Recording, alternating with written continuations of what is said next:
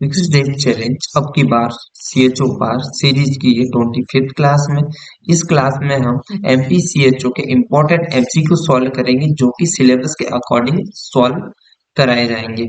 6 days challenge अब की बार CHO पार series की 24 क्लासेस अपलोड कर दी गई है जो कि सिलेबस के अकॉर्डिंग अपलोड की गई है, जिसमें कि इम्यूनाइजेशन के topic and national health programme, family planning and OBG के एमसीक्यू सॉल्व करवा दिए गए हैं जो कि आप हमारे चैनल पे जाकर ये क्लासेस देख सकते हैं। आज की क्लास में हम चाइल्ड हेल्थ नर्सिंग के इम्पोर्टेंट एमसीक्यू सॉल्व करेंगे जो कि सिलेबस के अकॉर्डिंग सॉल्व कराए जाएंगे। चलिए स्टार्ट करते हैं आज की क्लास। फर्स्ट एमसीक्यू देख लेते हैं हम। 8-10 hours of age an infant have large amount of mucus and become cyanotic. What should the nurse do first? एक इन्फेंट है, उसकी 10 hours की एज है, उसमें लार्ज अमाउंट में म्यूकस है और बिकम वो साइनोटिक हो रहा है, तो व्हाट डू फर्स्ट? नर्स सबसे पहले क्या करेगी? नर्स का फर्स्ट एक्शन क्या रहेगा? तो ऑप्शंस देख लेते हैं हम कि ऑक्सीजन एडमिनिस्टर करेंगे, बी ऑप्शन है सक्शन की सक्शन करेंगे, सी ऑप्शन है नेजोगेस्ट्रिक ट्यूब जो है उससे इंसर्ट करेंगे, कि डी ऑप्शन है रिकॉर्ड द इंसिडेंट की इंसिडेंट को रिकॉर्ड करेंगे। तो जो नर्स का फर्स्ट एक्शन रहने वाला है वो सक्शन है। जो नर्स राइट आंसर है इसका बी, क्योंकि सक्शन करके जो लार्ज अमाउंट में म्यूकस जमा है उसे रिमूव कर देंगे, सक्शन से निकाल लेंगे, ताकि जो बेबी साइनोटिक हो रहा है तो उससे हम प्रिवेंट कर सकते हैं। जो साइनोटिक है उसमें ब्लूइश ब्लूइश स्किन कलर हो जाता है एंड जो इसमें हमें lake of oxygen oxygen in blood blood में ऑक्सीजन की कमी हो जाती है, जिससे कि हमें साइनोटिक देखने के लिए मिलता है। नेक्स्ट एमसीक्यू देख लेते हैं अब हम। Which muscle injury caused torticollis during delivery? Delivery के टाइम जो मसल्स इंजुरी होती है उसकी वजह से हमें टॉर्टिकोलिस देखने के लिए मिलता है। जो टॉर्टिकोलिस है इसमें जो हेड एक साइड एक कोन पे झुका हुआ देखने के लिए मिलता है। तो ऑप्शन देख लेते हैं हम। स्केलेटल मसल की इंजुरी से देखने के लिए मिलता है, कि मास्टोइड मसल की वजह से, सी ऑप्शन है स्मूथ मसल से, कि कार्डियक मसल की इंजुरी से हमें टॉर्टिकोलिस देखने के लिए मिलता है। तो इसका राइट आंसर है सी, स्मूथ मसल की वजह से हमें ये टॉर्टिकोलिस देखने के लिए मिलता है। नेक्स्ट एमसीक्यू देख लेते हैं अब हम। Klumpke palsy is due to the involvement of. Klumpke palsy किसके इन्वॉल्वमेंट की वजह से हमें देखने के लिए मिलता है? तो जो क्लम्की पाल्सी है ये हमें ट्रॉमा की वजह से देखने के लिए मिलता है, और इसमें जो एट्थ सर्वाइकल नर्व है वो इन्वॉल्व रहती है। और ये क्लम्की पाल्सी को डायग्नोस्टिक कौन से डायग्नोस्टिक टेस्ट करते हैं? Diagnostic test. जो हम क्लम्की पाल्सी के लिए डायग्नोस्टिक टेस्ट करते हैं उसमें इलेक्ट्रोमायोग्राम आता है, इलेक्ट्रो इलेक्ट्रोमायोग्राम आता है एंड अल्ट्रासाउंड करवाते हैं एंड हम इसमें एक्सरे करवाते हैं। तो इसका राइट आंसर देख लेते हैं हम। ए ऑप्शन है fifth and six cervical nerve, B option है seventh and eighth cervical nerve, C option है fifth and six thoracic nerve, D option है seventh and eighth thoracic nerve. तो इसका राइट आंसर रहने वाला है बी, क्योंकि इसमें seventh and eighth cervical nerve जो होती है वो क्लम्की पाल्सी में इन्वॉल्व रहती है। और जो क्लम्की पाल्सी है ये ट्रॉमा की वजह से देखने के लिए मिलता है, इसमें 10th सर्वाइकल नर्व इन्वॉल्व रहती है। और इसके डायग्नोस्टिक टेस्ट है, इसमें इलेक्ट्रोमायोग्राम रहता है, अल्ट्रासाउंड रहता है और एक्सरे हम करवाते हैं इसमें। नेक्स्ट एमसीक्यू देख लेते हैं अब। Diaper rashes most common caused bye.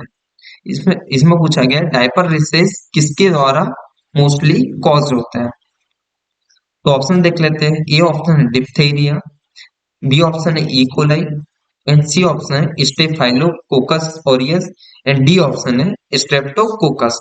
तो जो डायपर रेसेस है हमें मोस्ट कॉमन स्टेप्टो स्टेफाइलोकोकस ऑरियस की वजह से देखने के लिए मिलता है। तो इसका राइट आंसर है सी।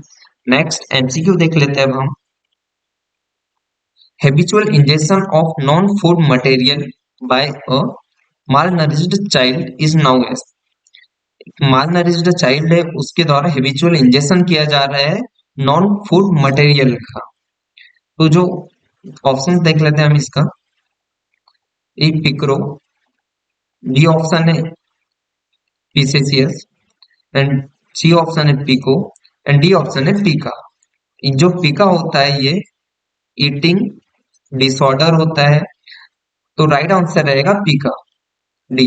जो पीका होता है उसमें नॉन फूड मटेरियल को इंजेक्शन करता है, जो बच्चा है खाता है, इसमें सॉइल, पेपर एंड जो नॉन फूड मटेरियल है इसमें ऐड किया हुआ है। नेक्स्ट एमसीक्यू देख लेते हैं हम। What is the term used to describe a feeding disorder characterized by eating non-nutritious substance like soil, paint and etc? इसमें पूछा गया है फीडिंग डिसऑर्डर में कैरेक्टरिस्टिक्स है जो ईट कर रहा है नॉन न्यूट्रियस फूड को ईट कर रहा है, जिसमें आ जाता है सॉइल, पेंट, ईटीसी, जिसमें पेपर वगैरह आता है। तो ऑप्शन देख लेते हैं। एनोरेक्सिया नर्वोसा की बिंग बिंग ईटिंग, की सी ऑप्शन है पीका, डी ऑप्शन है बुलिमिया। तो ऑप्शन देख लेते हैं। जो एनोरेक्सिया नर्वोसा है ये ईटिंग डिसऑर्डर है। ईटिंग डिसऑर्डर इसमें फियर होता है। फियर होता है कि वेट वेट गेन ना हो जाए उसका। ये एनोरेक्सिया नर्वोसा है, ये एक ईटिंग डिसऑर्डर है। इसमें फियर रहता है कि बेबी का कि उसका वेट गेन ना हो जाए। एंड नेक्स्ट देख लेते हैं बाइंग बिंग ईटिंग। जो बिंग ईटिंग है ये भी ईटिंग डिसऑर्डर है।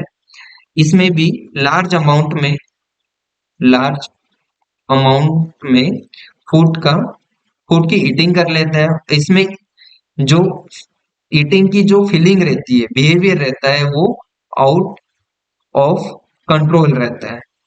जो बाइंग ईटिंग है इसमें लार्ज अमाउंट में फूड को ईट करता है और इसमें जो ईटिंग की फीलिंग है, बिहेवियर है, वो आउट ऑफ कंट्रोल रहता है।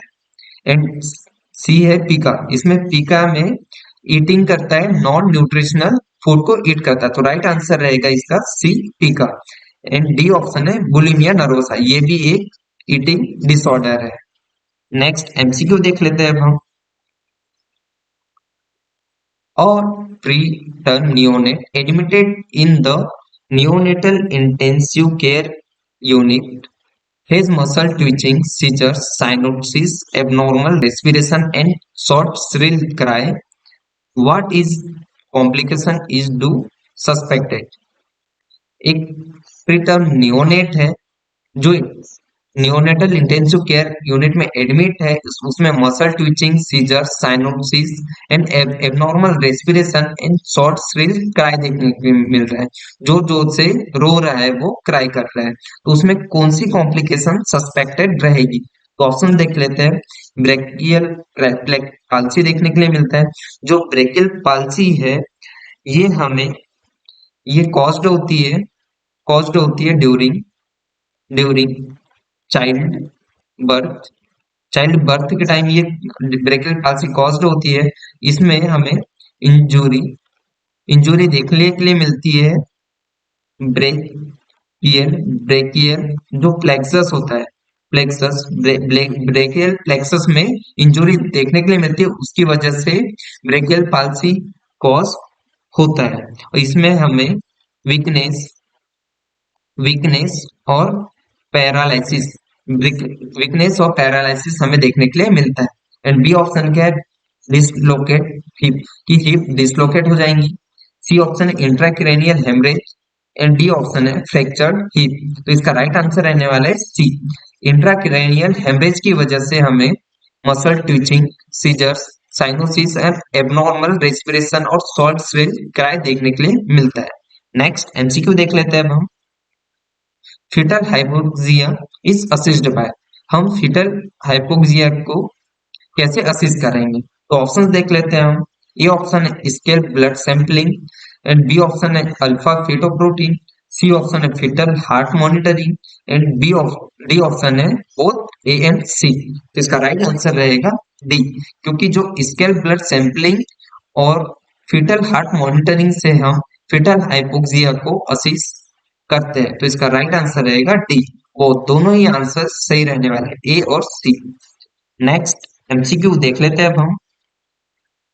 Apnoea can be prevented by, apnoea को हम कैसे प्रिवेंट करेंगे?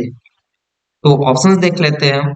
एपनिया, ये ऑप्शन है स्टिमुलेटिंग द बेबी, बेबी को स्टिमुलेट करके हम एपनिया को प्रिवेंट कर सकते हैं क्या? हाँ, हम बेबी को स्टिमुलेट करके हम एपनिया को प्रिवेंट करते हैं। एंड जो मेंटेनिंग एयरवे, एयरवे को मेंटेन करके भी हम एपनिया को प्रिवेंट करते हैं। एंड सी ऑप्शन है वेंटिलेटिंग बेबी, हाँ, बेबी को वेंटिलेट करके भी हम एपनिया को प्रिवेंट करते हैं। एंड डी ऑप्शन है ऑल ऑफ द बेबी। तो इसके राइट आंसर है डी, क्योंकि हम ये तीनों की वजह से, ए बी एंड सी तीनों की वजह से हम एपनिया को हम प्रिवेंट करते हैं। नेक्स्ट एमसीक्यू देख लेते हैं हम। Primary apnoea, primary apnoea last for how many second in newborn infant. तो इसमें पूछा गया है कि न्यूबॉर्न इन्फेंट है, उसमें प्राइमरी एपनिया कितने सेकंड में हमें देखने के लिए मिलता है, लास्ट कितने सेकंड में देखने के लिए मिलता है? तो ऑप्शंस देख लेते हैं। ए ऑप्शन है 5 सेकंड, बी ऑप्शन है 10 सेकंड, सी ऑप्शन है 20 सेकंड, एंड डी ऑप्शन है 30 सेकंड। तो इसका राइट आंसर रहेगा 20 सेकंड। जो प्राइमरी एपनिया है ये हमें 20 सेकंड में हमें देखने के लिए मिलता है। राइट आंसर इसका सी। नेक्स्ट एमसीक्यू देख लेते हैं अब हम। An infant is born precipitously outside the labor room. What should the nurse do first?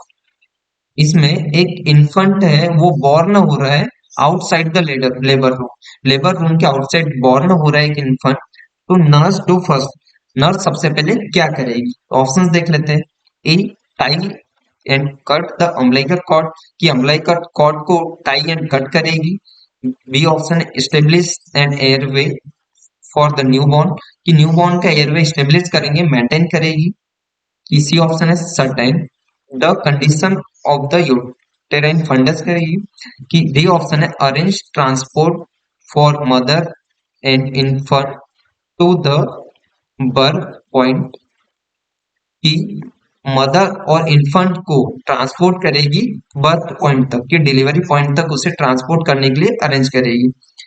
तो इसका राइट आंसर रहने वाला है बी, क्योंकि जो बेबी है वो बॉर्न हो रहा है आउटसाइड द लेबर रूम के आउटसाइड बॉर्न हो रहा है।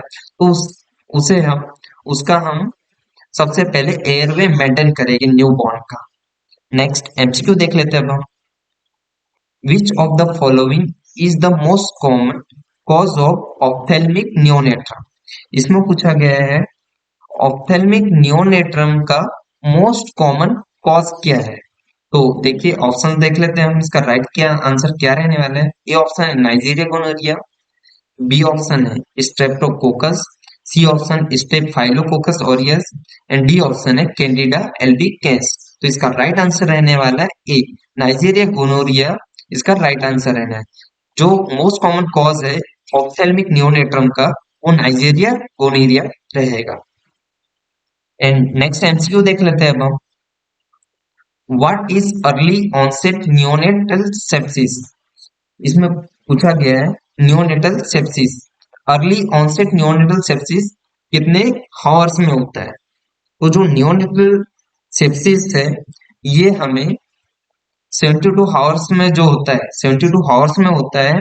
जो इन्फेक्शन होता है वो intra uterine, intra uterine, intra uterine और intra intranatal, intranatal infection, infection की वजह से हमें नियोनेटल सेप्सिस जो होता है 72 आवर्स में वो देखने के लिए मिलता है। तो ऑप्शन देख लेते हैं हम। Infection within 12 hours of birth, B option है infection within 72 hours of birth, C option है infection within 24 hours of birth, D option है infection within 48 hours of birth. तो इसका right answer रहने वाला है infection within 72 hours of birth, क्योंकि जो 70 हॉर्स ऑफ बर्थ में जो न्यूट्रीनेटल सेप्सिस हमें देखने के लिए मिलता है, जो 72 हॉर्स में जो इन्फेक्शन देखने के लिए मिलता है वो इंट्रा यूटेराइन की वजह से और इंट्रानेटल इन्फेक्शन की वजह से हमें देखने के लिए मिलता है। नेक्स्ट एमसीक्यू देख लेते हैं अब हम। Microcephaly is diagnosed when head circumference is less than. इसमें पूछा गया माइक्रोसिफेली कब डायग्नोज करेंगे, जिसका हेड सर्कमफेरेंस किससे कम रहेगा। तो ऑप्शन देख लेते हैं। ये ऑप्शन है 3 स्टैंडर्ड डेविएशन, बी ऑप्शन है 4 स्टैंडर्ड डेविएशन, सी ऑप्शन है first standard deviation, D option है सेकेंड स्टैंडर्ड डेविएशन। तो इसका राइट आंसर रहने वाला है 3 स्टैंडर्ड डेविएशन। ये ऑप्शन इसका राइट रहने वाला है। नेक्स्ट एमसीक्यू देख लेते हैं अब हम। Which of the following action should the nurse anticipate using when caring for a term neonate diagnosed with transient trachepnea 8 to hours birth? एक टर्म न्यूनेट है, उसका 2 आवर्स के बाद में उसे ट्रांसिएंट एपनिया डायग्नोस किया गया है, तो नर्स उसके केयर के लिए क्या एंटिसिपेट करेगी, क्या करेगी केयर उसकी। तो ऑप्शन देख लेते हैं। Monitoring neonate colour and cry every 4 hours, की एवरी 4 आवर्स में न्यूनेटल के कलर, स्किन का कलर और जो रोक तो नहीं रहा है वो मॉनिटर करेगी। कि बी ऑप्शन है feeding neonate with a bottle every 3 hours, की एवरी 3 आवर्स में न्यूनेट को बॉटल से फीडिंग करवाएगी। कि सी ऑप्शन है obtaining extra corporal membrane oxygenated equipment, equipment से ऑक्सीजनेशन करेगी। कि डी ऑप्शन है providing warm humidified oxygen in a warm environment. तो इसका राइट आंसर रहने वाला है डी, उसे वार्म प्रोवाइड करेगी। जो ह्यूमिडिफाइड ऑक्सीजन है वो प्रोवाइड करेगी, कौन से इन्वायरमेंट में प्रोवाइड करेगी, वार्म इन्वायरमेंट में ऑक्सीजन प्रोवाइड करेगी, क्योंकि उसे ट्रांसिएंट ट्रैकिपनिया डायग्नोस किया गया है। नेक्स्ट एमसीक्यू देख लेते हैं हम। Which of the following is the leading cause of death among the adolescent? इसमें among adolescent में leading cause पूछा गया है डेथ का। तो ऑप्शंस देख लेते हैं हम। ए ऑप्शन है stress related illness, B option है सुसाइड, सी ऑप्शन है communicable disease and D option है एक्सीडेंट। तो इसका राइट आंसर रहने वाला है डी, जो एडोलसेंट रहता है उसमें हमें जो लीडिंग कॉज होता है डेथ का वो एक्सीडेंट देखने के लिए मिलता है। नेक्स्ट एमसीक्यू देख लेते हैं अब हम। Popcorn and nuts should not be given to a toddler primary because they, जो टोडलर में पॉपकॉर्न और नट्स देने के लिए मना किया जाता है, वो क्यों देने के लिए मना किया जाता है। जो टोडलर है, टोडलर की जो एज है 1 to 3 ईयर के जो चाइल्ड होते हैं उसे हम टोडलर में इन्वॉल्व करते हैं, काउंट करते हैं। इसका ऑप्शन देख लेते हैं हम। ए ऑप्शन है will spoil the child appetite, की एपेटाइट को खराब कर देता है। B option are easily aspirated and C option have very little food values, की उसमें very little amount food values रहती है। डी ऑप्शन है कैन कॉज टूथ डिके, ये टूथ डिके कॉज करता है। तो इसका राइट आंसर रहने वाला है बी, क्योंकि ये पॉपकॉर्न और जो नट्स होते हैं वो इजीली एस्पिरेट कर लेते हैं चाइल्ड, इसलिए जो पॉपकॉर्न और नट्स है वो नहीं देना चाहिए। तो राइट आंसर इसका बी। नेक्स्ट एमसीक्यू देख लेते हैं हम। Which among the following represent the most common type of accident found in case of toddler.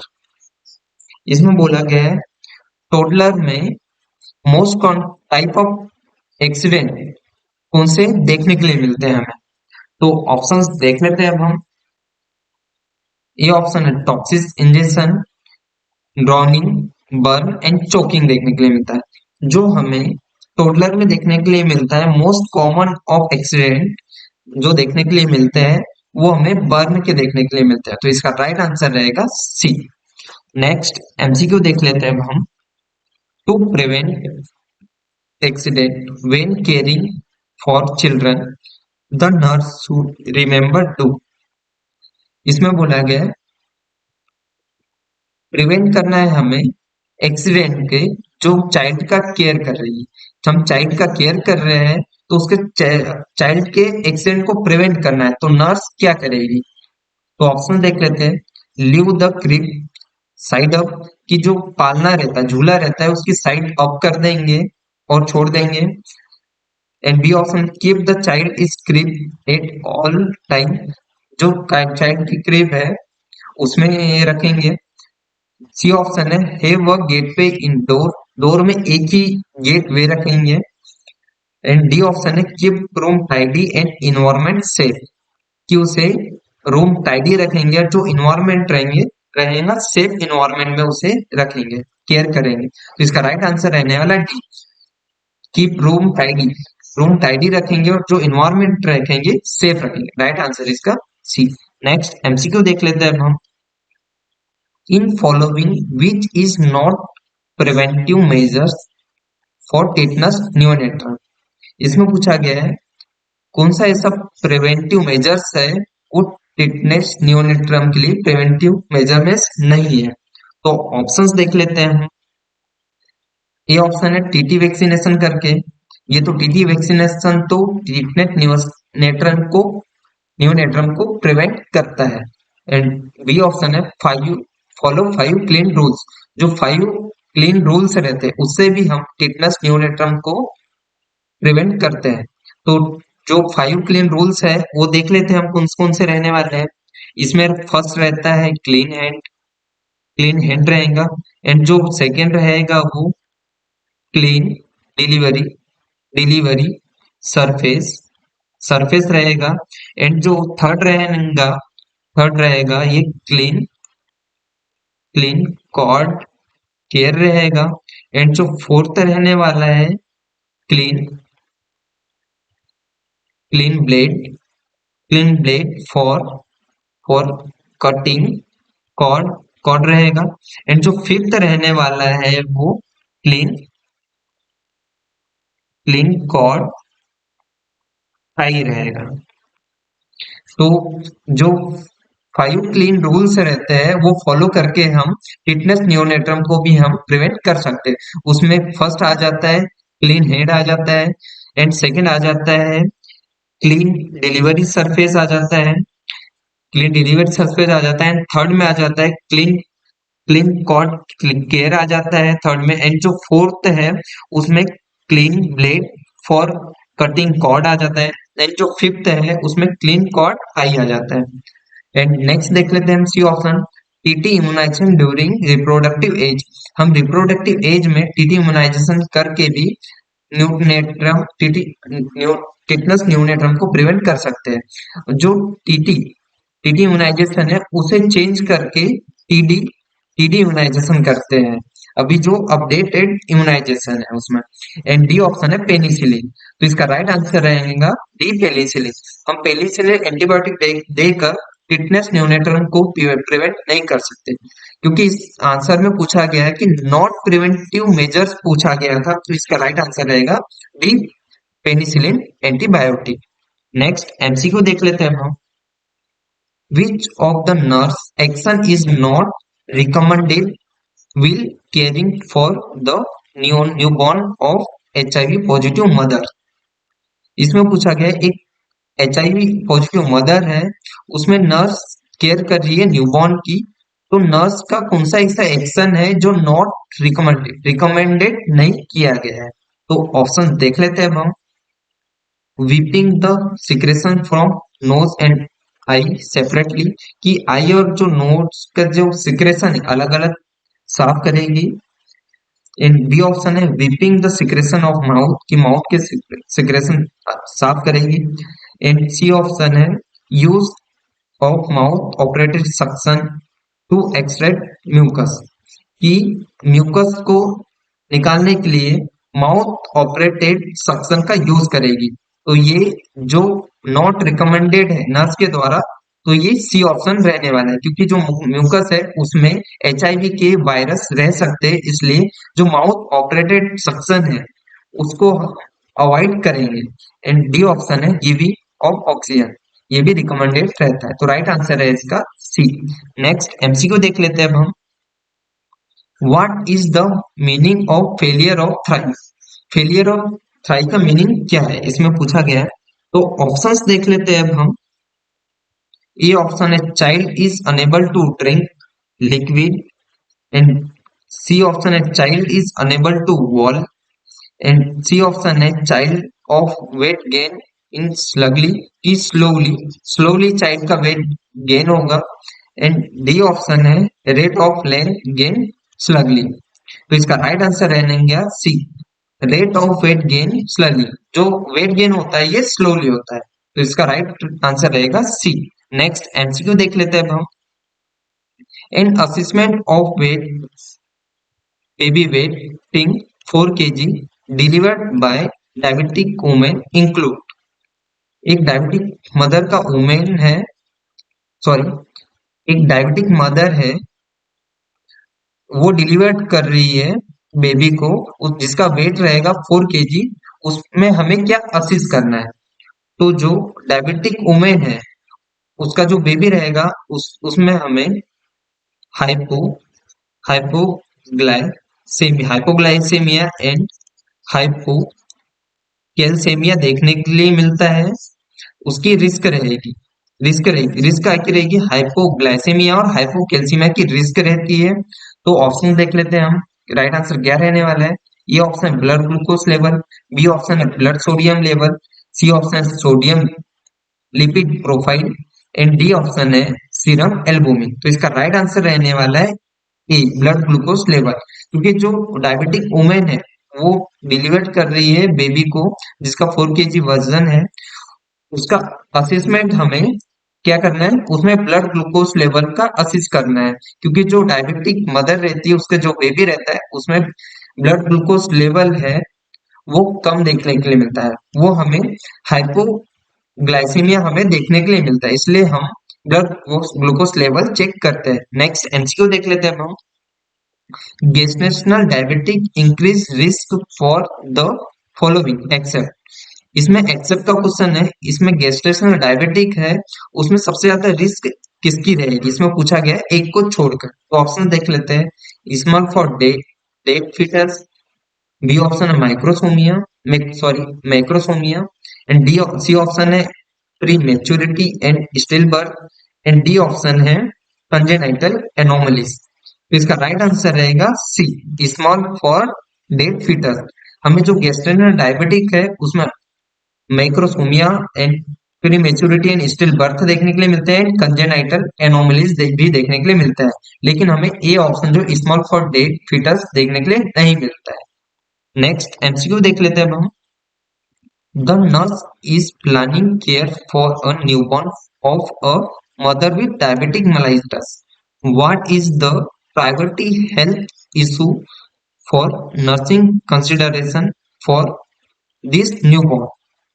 इसमें एक डायबिटिक मदर है, उसमें न्यूबॉर्न की केयर करना है कि तो नर्स क्या प्लानिंग करेगी कि उसकी जो प्रायोरिटी हेल्थ इश्यूज है उसमें नर्सिंग केयर करना है, उसमें क्या इश्यू आ सकता है प्रायोरिटी हेल्थ केयर में। तो ऑप्शन देख लेते हैं। ए ऑप्शन डेवलपमेंट डिले हो सकता है कि लो ब्लड ग्लूकोज लेवल हो सकता है, सी ऑप्शन है इम्पेयर्ड सकिंग एंड सॉलिंग हो सकता है, कि डी ऑप्शन है एलिवेटेड बॉडी टेम्परेचर, कि बॉडी का टेम्परेचर एलिवेटेड है। तो इसका राइट आंसर रहने वाला है B, blood low blood glucose level. जो डायबिटिक मदर है उसके न्यूबॉर्न में हमें लो ब्लड ग्लूकोज लेवल देखने के लिए मिल सकता है, तो हमें प्रायोरिटी ऑफ हेल्थ केयर करके उसका ब्लड शुगर लेवल चेक करना चाहिए। नेक्स्ट एमसीक्यू देख लेते हैं हम। When caring for a neonate of diabetic mother waiting 4.5 kg whose was delivered vaginally, the nurse would assist the neonatal for fracture of which of the following? एक diabetic mother है, उस वो delivered कर रही है वेजाइनली डिलीवर्ड कर रही है नियोनेट को, जिसका वेट रहेगा 4.5 kg। तो नर्स वुड असिस्ट, नर्स क्या असिस्ट करेगी नियोनेट में कि उसका क्या फ्रैक्चर हुआ है। तो ऑप्शंस देख लेते हैं। ये ऑप्शन है क्लेविकल, बी ऑप्शन है skull, C option bridge and D option है रिब गेज। तो इसका राइट आंसर क्या रहेगा आपको कमेंट करके बताना है। नेक्स्ट एमसीक्यू देख लेते हैं अब हम। The physical manifestation of fetal alcohol syndrome include. इसमें पूछा गया है फीटल एल्कोहल सिंड्रोम में क्या इंक्लूड किया गया है, कौन सी फिजिकल मैनिफेस्टेशन को इंक्लूड किया है। जो फीटल एल्कोहल सिंड्रोम है इसमें हमें क्या देखने के लिए मिलता है, इसमें पूछा गया है। तो ऑप्शंस देख लेते हैं हम। क्लेफ्ट लिप पैलेट देखने के लिए मिलता है, कि हिपेटो मेगली देखने के लिए मिलता है, कि हाइपोटोनिया एंड माइक्रो तो थेल्मिया देखने के लिए मिलता है। एंड सी ऑप्शन है हाइपर बिलीरुबियन में देखने के लिए मिलता है, कि जॉइंडिस की फेलियर ऑफ थ्राइव देखने के लिए मिलता है। सी ऑप्शन है microcephaly short philtrum and prenatal growth retardation देखने के लिए मिलता है। तो देख लेते हैं हम। जो फीटल एल्कोहल सिंड्रोम है, ये जो मदर होती है, मदर कंज्यूम एल्कोहल, जो मदर एल्कोहल कंज्यूम करती है उसमें हमें फीटल एल्कोहल सिंड्रोम देखने के लिए मिलता है। तो इसका राइट आंसर रहेगा डी, माइक्रोसिफोली देखने के लिए मिलेगा and short philtrum and prenatal growth retardation हमें देखने के लिए मिलती है। तो इसका राइट आंसर रहेगा डी। नेक्स्ट एमसीक्यू देख लेते हैं अब हम। Omphalitis is the infection of days in newborn children. जो न्यूबॉर्न चिल्ड्रन है उसमें ओम्फेलाइटिस इन्फेक्शन किसकी वजह से देखने के लिए मिलता है।